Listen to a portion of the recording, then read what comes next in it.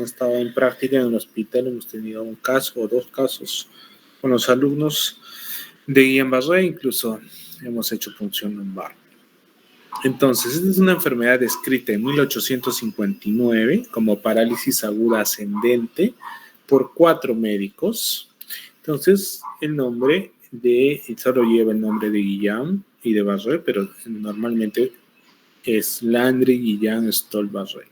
Entonces, en 1916 vieron en un grupo de pacientes que tenían parálisis ascendente flácida, cuando hacían la punción lumbar, una disociación albuminocitológica. Todos los pacientes tenían esta característica.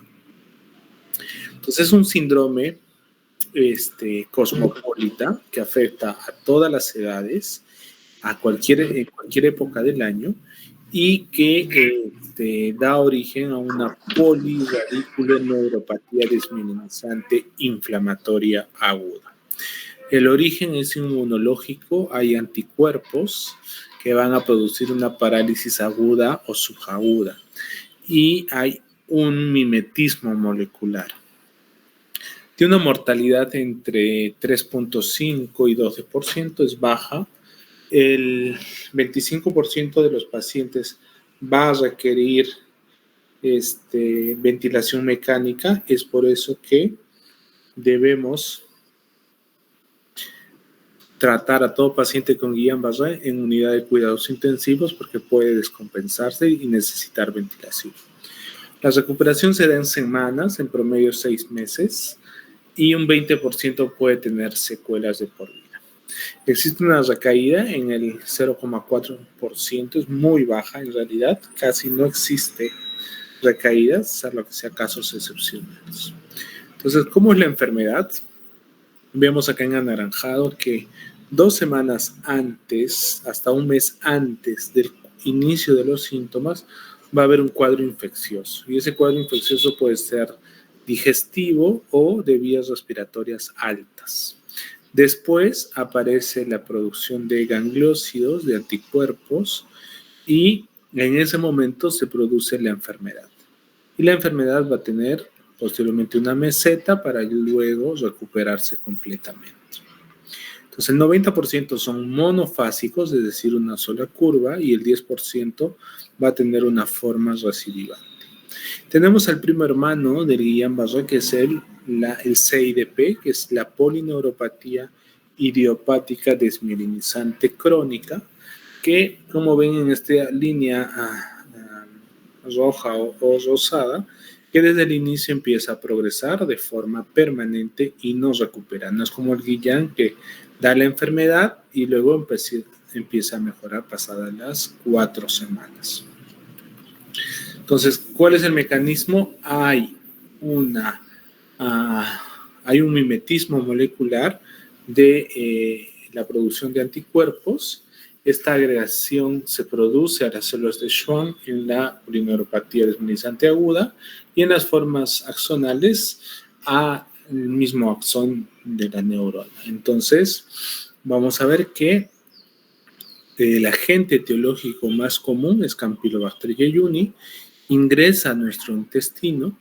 En el intestino están las placas de Peyer y en las placas de Peyer pues se producen anticuerpos. Estos anticuerpos tienen características similares al lípido A y a la ceramida, y estos son los componentes de la membrana de la vaina de mielina que recubre la neurona.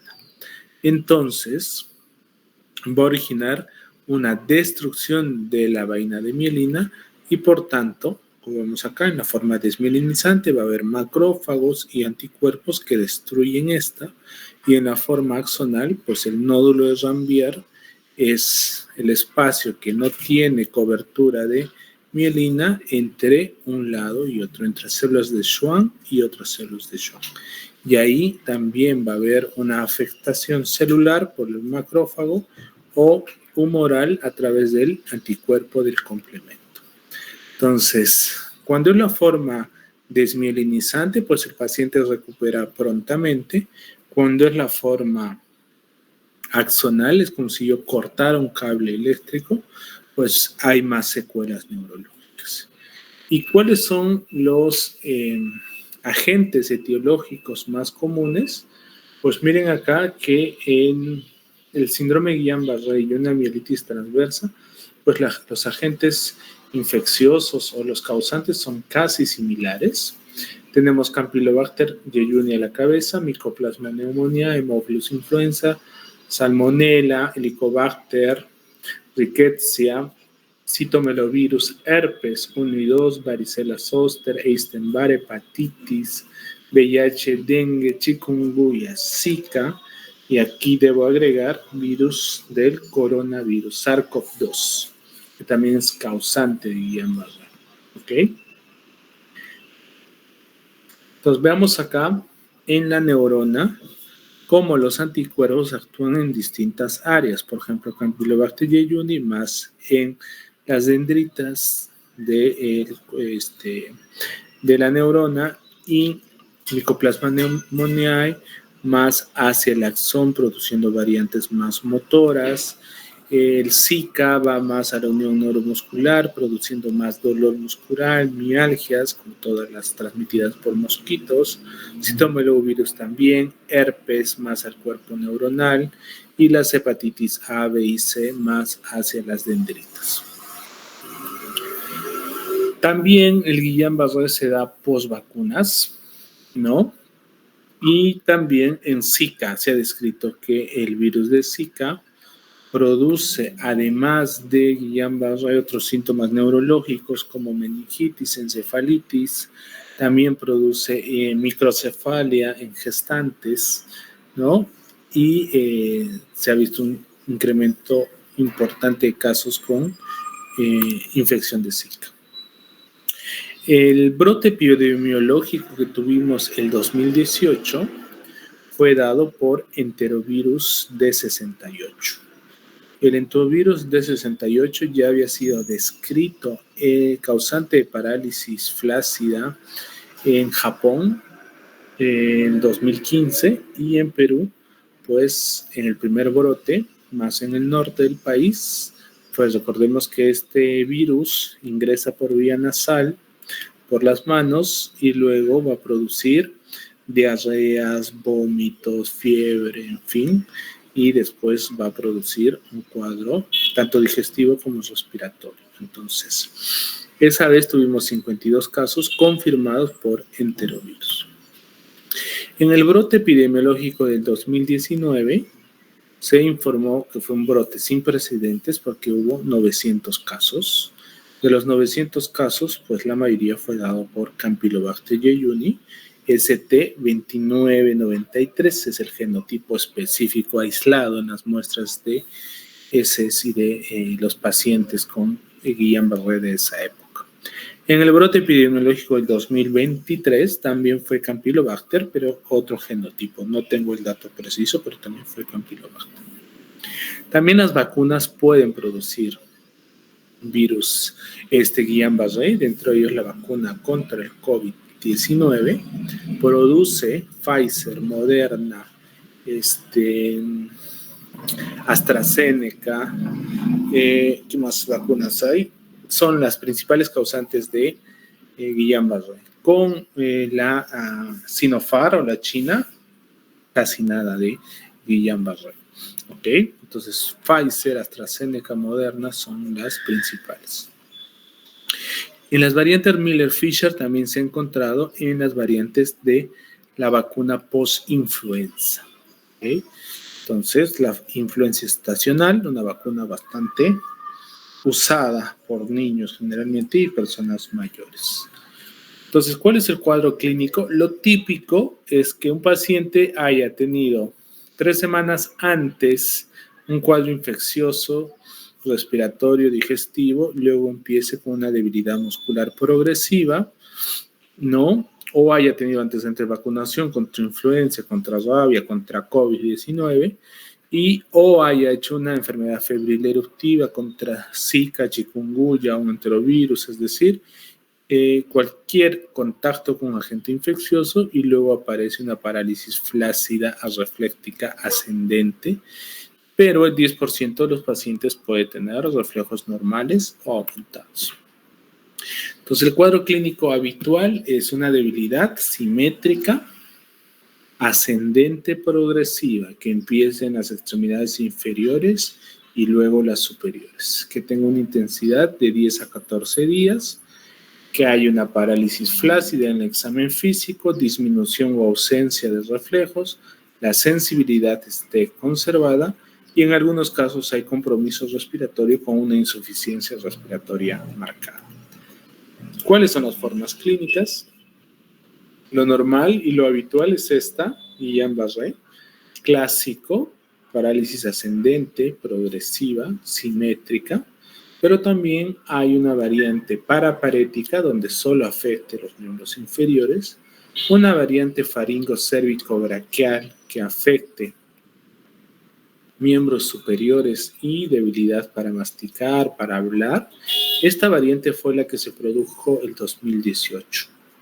Por eso que al inicio no se diagnosticaba, porque llevan a emergencia con debilidad en manos y para hablar, pues no pensaban en esta forma que es la más común. Pues no conocían las otras formas de Guillain. La otra es una parálisis bifacial o debilidad bifacial más parestesias. No hay compromiso de extremidades, solo de la cara. Lo otro es que tenga síndrome de Miller-Fisher, que es ataxia más parálisis oculomotora. Y la otra es una variante del sistema nervioso central, que es Bickerstaff, donde va a haber hipersomnolencia, una encefalitis y una alteración del tronco.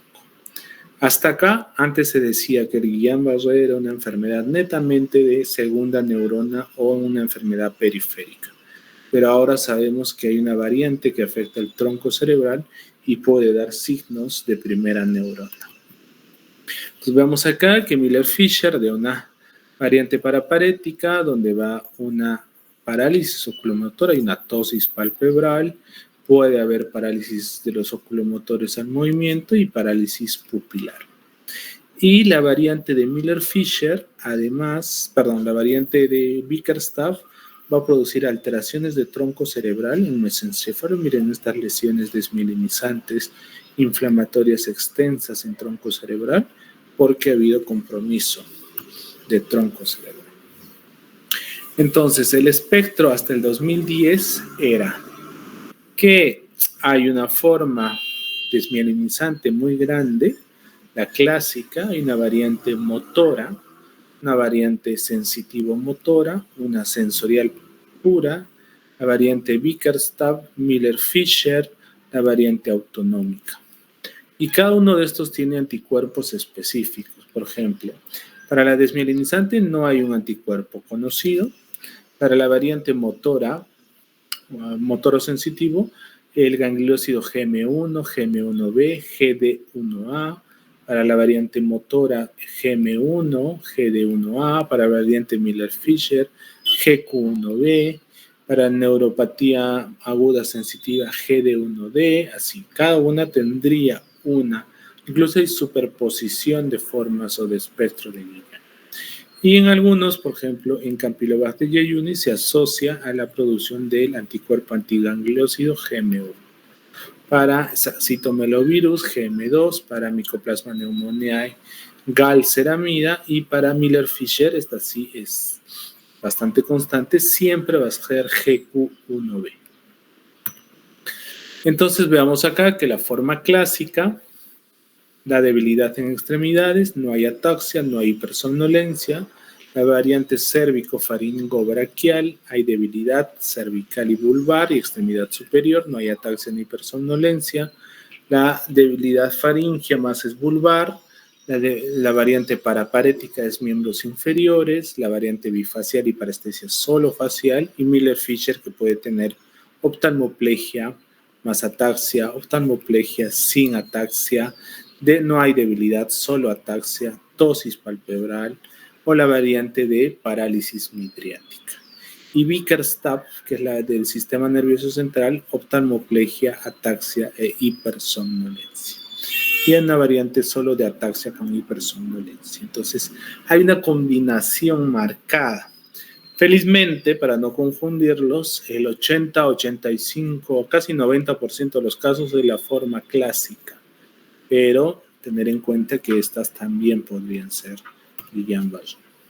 Otras formas mucho más raras son la disautonomía, donde el paciente va a tener hipertensión o hipotensión marcada, más taquicardias importantes, solo problemas de la sensibilidad, diplegia facial más parestesias, parálisis del sexto par y parestesias distales, simular una radiculopatía bilateral lumbar con dolor lumbar intenso o solo parestesias, ¿no? Entonces, es un espectro amplio de formas clínicas. ¿Cómo hago el diagnóstico? Pues con el cuadro clínico, la debilidad progresiva simétrica distal, con los reflejos ausentes o abolidos, la punción lumbar con la disociación albúmino-citológica, es decir, más de elevación de proteínas y ausencia de células, y la electromiografía, que evaluamos la conducción nerviosa de los nervios. Como vemos acá, hago un estímulo eléctrico desde un punto distal proximal y miro cuánto tiempo conduce la electricidad este nervio. Es como un cable eléctrico, mido de un punto a otro cuánto tiempo transmite el impulso eléctrico. En el Guillain-Barré va a estar bloqueado, por tanto, en el último renglón vemos que la conducción está alterada, disminuida, se llama bloqueo de conducción y es típico de un cuadro de desmielinización. Entonces, para hacer el diagnóstico, la disociación albúmino-citológica, según estos parámetros, vemos que se eleva a partir del 4 a 7º día. ¿Okay? Antes podemos encontrar una punción lumbar normal, no descarta que no sea un Guillain-Barré, y después empieza a descender también los niveles de proteína. Entonces, lo ideal es hacerlo después del 4º día de inicio de los síntomas. ¿Cuáles son los criterios diagnósticos? Los criterios de Brighton son los que se usan, en el cual tenemos niveles de certeza, 1, 2 y 3. En un paciente que tenga debilidad muscular bilateral, flácida en extremidades, le damos un puntaje. Si a eso tiene disminución o ausencia de reflejos, si es monofásico, si duró de 12 horas hasta 28 días, porque hay una meseta, si tiene disociación albúmino-citológica, es decir, elevación de proteínas y menos de 50 células, si en la electromiografía se considera hallazgos de Guillain-Barré y se ha descartado otra, cumple todos los niveles de certeza. Si es nivel 1, el más alto, es Guillain-Barré. Si es 2, nivel 2 significa que está alterado alguno de los síntomas o no se completan todos los criterios, y nivel 3, que estaría presente el 1, 4 y 7 de los criterios. ¿Cuál es acá la dificultad? Pues primero que de inicio no podríamos tener todos los criterios, porque recuerden que la punción lumbar debería ser hecho al 4º día. Y la electromiografía, los hallazgos de Guillain-Barré aparecen a partir del día 15. Entonces, no son criterios para aplicar al instante. Entonces, el diagnóstico sigue siendo clínico. Si yo tengo la sospecha de un paciente con Guillain, debo iniciar el tratamiento. No importa que tenga punción lumbar normal, y la electromiografía pues va a demorar 2 semanas en confirmarme. Entonces, solo con la anamnesis y con el examen físico. Otra escala que usamos, la escala de severidad de Hayes, en el cual vemos que 0 está saludable, los síntomas, 1 son los síntomas leves, pero capaz de realizar solo su trabajo manual, 2 capaz de caminar sin soporte, 5 metros, pero incapaz de realizar sus actividades de trabajo, o sea, ya le discapacita. En la casa podría caminar un par de pasos, 3 capaz de caminar con bastón o algún soporte, 4 está confinado a cama o silla, 5 requiere ventilación asistida y 6 la muerte. Es importante para nosotros esta escala porque de leve, 0 es 1 y 2, donde no requiere tratamiento, solo observamos. 3 y 4, más o moderado, más de 3 ya deberíamos iniciar tratamiento y evitar que llegue a usar ventilación mecánica o esté postrado. También vemos los criterios para valorar que el paciente requiera ventilación mecánica, es cuando hay síntomas vulvares, incapacidad de toser, de pararse, de levantar los codos, de levantar la cabeza, cuando hay alteración de la presión inspiratoria máxima, expiratoria, y cuando la capacidad vital está alterada en más del 30%. ¿Eso qué quiere decir? Que tenga presión parcial de CO2 más de 48 o de oxígeno menos de 56 o de CO2 más de 48, es decir, hay una hipoxemia y una hipercapnia. Y va a entrar a UCI el paciente que esté con una debilidad severa, que haya problemas respiratorios importantes, que requiera ventilación artificial, que haya síntomas vulvares, que haya disautonomía con fluctuaciones de presión arterial y frecuencia cardíaca, y eso va a originar pues una mortalidad alta si no trato a tiempo. ¿Y cuál es el tratamiento? Pues el tratamiento está basado en plasmaféresis e inmunoglobulinas.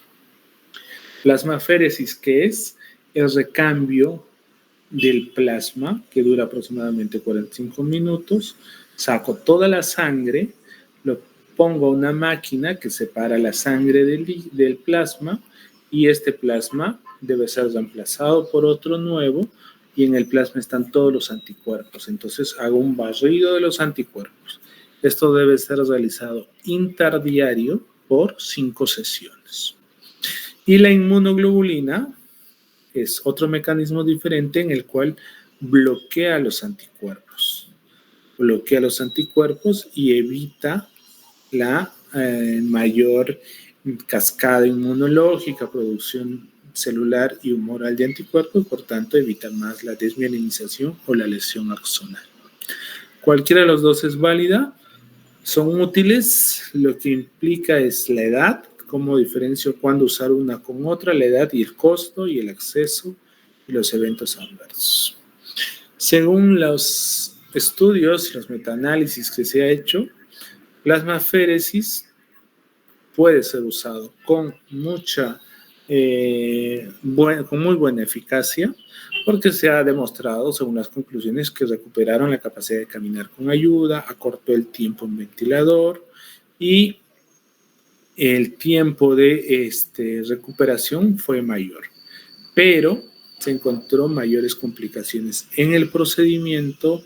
Hay problemas de infecciones graves, inestabilidad cardiovascular, arritmias cardíacas, etc. Entonces sí tiene sus complicaciones y el riesgo también de infecciones.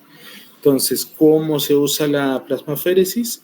Pues se remueve de 200 a 250 ml de plasma por peso en 4 a 6 sesiones, días alternos. Su máxima eficacia es si yo empiezo el tratamiento antes de los 7 días y dentro de los primeros 30 días. En la severidad moderada de high GES, 4 sesiones son mejor que 2 y 6 sesiones no superan 4. Según el consenso, 4 sería el punto de partida, pero según los estudios que hemos revisado y la guía nacional de manejo del Guillain que hicimos, participé de la guía cuando se hizo el brote, pues hemos quedado como consenso 5 sesiones de plasmaféresis. Entonces, plasmaféresis versus inmunoglobulina, ¿cuál usar? Según muchas enfermedades, pues no hubo diferencias significativas en cuanto a eficacia. Las dos son muy eficaces. ¿Qué hubo diferencias en cuanto a los efectos adversos? Por ejemplo, tenemos acá inmunoglobulina, disnea, hipertensión arterial, hipotensión arterial, arritmias, hematurias, falla renal, meningismo, vértigo, aumento de la temperatura, etc. Con plasmaféresis, neumonías, hipotensión arterial, problemas vagales, vasoespasmos, igual elevación de la temperatura, problemas de coagulación, sepsis. O sea, los dos tienen eventos adversos importantes que debe conocer el paciente, ¿ok? Pero ya sabemos que los estudios clínicos no mostraron diferencia a favor de cualquiera de las dos son efectivas, pero ya hablando de los mecanismos fisiopatológicos, se ha encontrado que la inmunoglobulina induce la actividad de las células T supresoras, produce disminución de la síntesis de anticuerpos, reduce la producción de anticuerpos por linfocitos B, reduce la liberación de citoquinas, inhibe y neutraliza los efectos del complemento y bloquea el receptor de los macrófagos. Entonces actúa mejor en la inmunidad celular y humoral, ambos. Lo que no hace plasmaféresis, que solo elimina la inmunidad humoral. Entonces, en conclusión, ambos podríamos usar. Los estudios dicen que sí. Va a depender del contexto en el que estemos y de acuerdo al paciente que tengamos. Y los corticoides, que al ser y al hablar de una enfermedad desmielinizante, inmunológica, lo primero que nos viene a la cabeza es corticoides, pulsos de corticoides, como se usan en las otras enfermedades, pues no sirven para nada. En Guillain-Barré no se usan porque los estudios no encontró diferencias entre placebo y el uso de corticoides. Se trabaja en un anticuerpo monoclonal, ya está en fase 3, que se llama eculizumab, que bloquea el complemento, el C5, exclusivamente, y pues está en fase de reclutamiento. Veamos qué avances hay con este anticuerpo exclusivamente para Guillain-Barré. En base a eso, la guía nacional que hemos hecho, en el cual se basa en todo el Ministerio de Salud, indica de que todo paciente que llegue con sospecha de Guillain-Barré debe utilizar los criterios de Brighton, y ante la sospecha de un paciente debo hacer una punción lumbar basal para hacer un descarte de otras enfermedades. Y al cuarto día podría hacer otra nueva punción lumbar para ver la disociación albúmino-citológica. La electromiografía debo hacerla a las segundas semanas, ¿ok? Pero en todo paciente que tengamos sospecha y criterios de severidad de High-Hes más de 2, se debe iniciar el tratamiento específico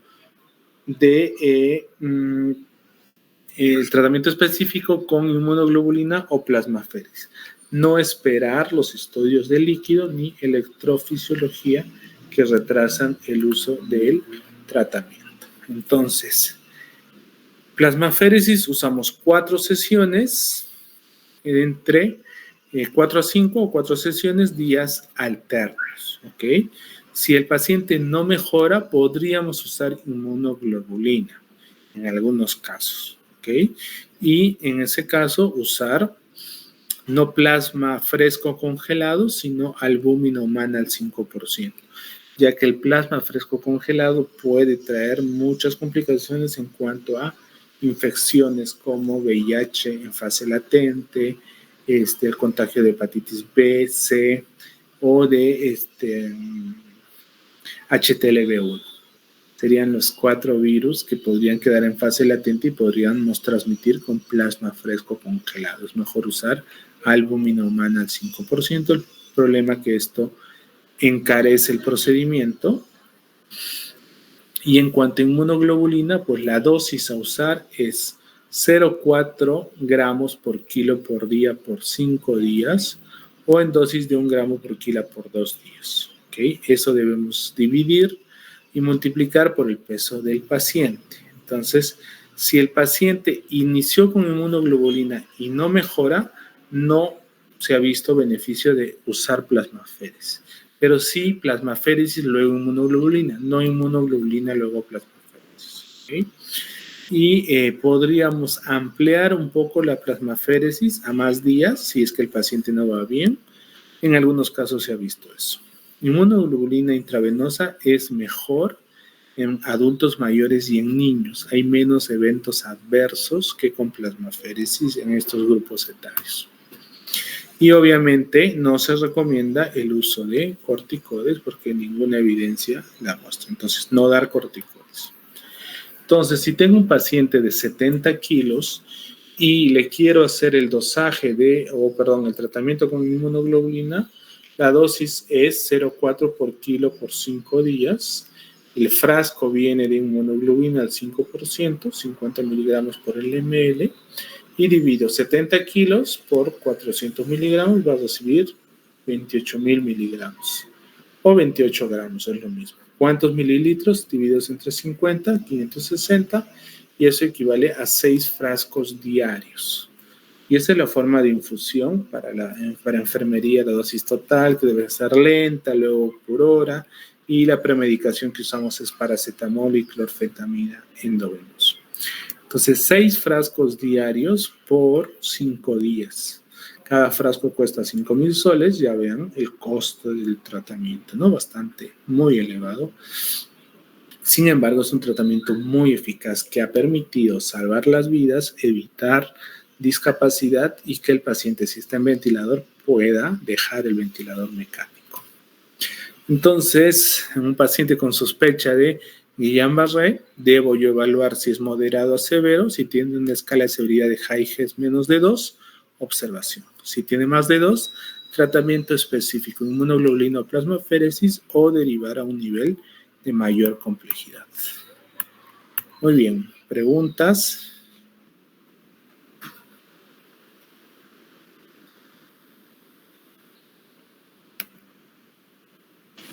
Todo claro, doctor. Todo claro.